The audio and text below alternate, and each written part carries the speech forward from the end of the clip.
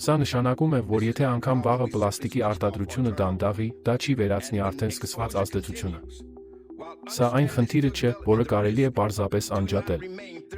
Եվ երբ ազդեցությունը շարունակվում է, իսկ լիարժեք ըմբռնումը դեռ չկա, ռիսկերը տեսական փուլում չեն մնում։ Այս մասնիկները կուտակվում են էկոհամակարգերում, մարդու օրգանիզմում և կարող են փոխանցվել սերնդեսերունդ։ Հենց դրա համար է բոլոր մարդկանց համար չափազանց կարևոր գիտակցել այս խնդիրը, այս վտանգը։ Այն վերաբերում է մեզ բոլորիս, անկախ ռասայից, մաշկի գույնից, կրոնից կամ տնտեսական համակարգից։ Այն վերաբերում է ողջ մարդկությանը։ Ուստի ես այստեղ հանդես եմ գալիս որպես հոգևոր դիվանագետ, կիսվում եմ այս տագնապալի տեղեկությամբ նրանց հետ, ովքեր ցանկանում են լսել, և ասում եմ, որ անհրաժեշտ է ինչ-որ բան ձեռնարկել։ Ինձ համար մեծ պատիվ է այստեղ ներկա գտնվելը, շփվելը, լսել ձեզ և լինել տագնապը բարձրացնողներից մեկը։